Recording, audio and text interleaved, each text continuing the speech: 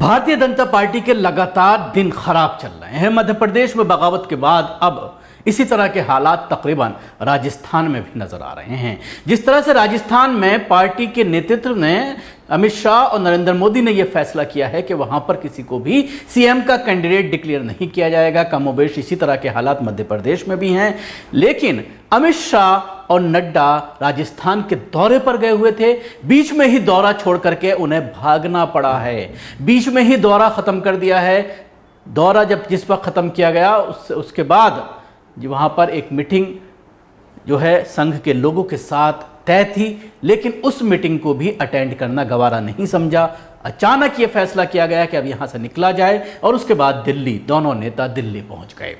जिसके बाद अटकलें लगाई जा रही हैं कि वसुंधरा राजे सिंधिया से कहीं ना कहीं किसी चीज़ को लेकर विवाद हो गया है और जिस तरह से वसुंधरा राजे सिंधिया को सपोर्ट करने के लिए राजी किया गया है। हालांकि मीटिंग जब हुई और मीटिंग से जब बाहर निकली तो वसुंधरा राजे सिंधिया के चेहरे पर मुस्कान दिखी और ऐसा लगा कि सब कुछ सामान्य चल रहा है। लेकिन आखिर क्या वजह हुई, क्या कारण था जिसकी वजह से अचानक इन दोनों नेताओं को यह फैसला लेना पड़ा कि हम अपना दौरा यहीं पर ख़त्म करके वापस दिल्ली चलते हैं। इसको लेकर के सियासी गलियारों में चहमगोइयाँ चल रही हैं, अटकलों का बाजार गर्म है और लोग कयास आराइयाँ कर रहे हैं। तरह तरह की चीज़ें, तरह तरह के र्यूमर्स वहाँ पर उड़ रहे हैं और कहीं ना कहीं जो पहली लिस्ट तकरीबन फाइनल है उसको लेकर भी कलह नज़र आ रही है। और इसके साथ ही वसुंधरा राजे सिंधिया जिस तरह से पिछली बार उन्होंने पार्टी के खिलाफ कैंपेन की थी, क्योंकि लीडरशिप ने यह तय नहीं किया था कि कौन मुख्यमंत्री होगा और वसुंधरा राजे सिंधिया को लगातार साइडलाइन करने की जो कोशिश की जा रही है उससे कहीं ना कहीं राजस्थान कांग्रेस के लिए और अच्छा माहौल बनता हुआ नजर आ रहा है। मध्य प्रदेश और छत्तीसगढ़ की पहली सूची जारी होने के बाद भाजपा का फोकस अब राजस्थान की सूची पर है।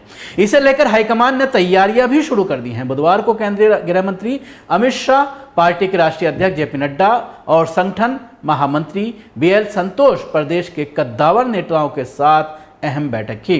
सूत्रों ने बताया है कि इस बैठक में टिकट वितरण से लेकर चुनावी तैयारियों की समीक्षा की गई। इसके अलावा शीर्ष नेताओं ने परिवर्तन यात्राओं का फीडबैक भी लिया। शाह और नड्डा ने परिवर्तन यात्रा में कई जगह भीड़ नहीं जुटने, नेताओं की गुटबाजी के चलते कई जगह स्थानीय नेताओं के विरोध जैसे घटनाओं पर नाराजगी जताई। शाह ने प्रदेश के नेताओं को आपसी प्रतिस्पर्धा खत्म करने की नसीहत दी। इसी बीच दोनों नेताओं की जयपुर में होने वाले संघ के पदाधिकारियों के साथ होने वाली बैठक समेत तमाम कार्यक्रम रद्द कर दिए हैं। दोनों नेता जयपुर से रायपुर रवाना हो गए हैं। जानकारी के अनुसार गुरुवार को केंद्रीय मंत्री और पार्टी अध्यक्ष जेपी नड्डा की संघ पदाधिकारियों के साथ बैठक रद्द हो गई है। प्रदेश के राजनीतिक गलियारे में ऐसी चर्चा है कि संघ के वरिष्ठ प्रचारक प्रकाश चंद को आगामी चुनावों के लिए बड़ी जिम्मेदारी दी जा सकती है। इसी को लेकर दोनों नेताओं के स्थानीय संघ के पदाधिकारियों से बात करने की संभावना थी, लेकिन अचानक ये मुलाकात रद्द हो गई। मुलाकात रद्द होने का कारण अभी तक साफ नहीं हो पाया है। इससे पहले गुरुवार सुबह दोनों नेताओं से मिलने प्रदेश के कई नेता होटल पहुंचे। सुबह केंद्रीय मंत्री गजेंद्र सिंह शेखावत, प्रदेश अध्यक्ष सीपी जोशी, राष्ट्रीय मंत्री अलका सिंह गुर्जर और प्रदेश महासचिव भजनलाल शर्मा ने होटल पहुंचकर नड्डा और शाह से मुलाकात की। बुधवार शाम को 7:30 बजे से देर रात 3 बजे तक जयपुर में शीर्ष नेताओं की मौजूदगी में मंथन चला। सूत्र बताते हैं कि इस बैठक में भाजपा ने किसी नेता को सीएम के लिए घोषित न करने का फैसला किया है। इस फैसले पर हाईकमान ने वसुंधरा राजे को भी राजी कर लिया है।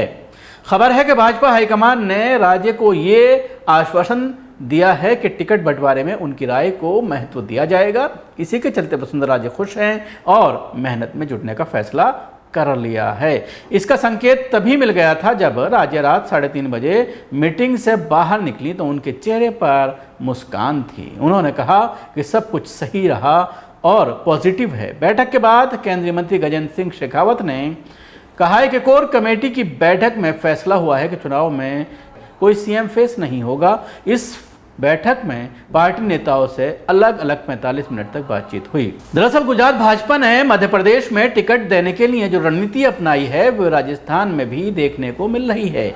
यानी भाजपा यहां भी सांसदों और केंद्रीय मंत्रियों को टिकट देकर चुनावी मैदान में उतार सकती है। हालांकि पार्टी ने इन नेताओं को उन्हीं सीटों पर टिकट देगी जहां भाजपा की हार का खतरा सामने आया है।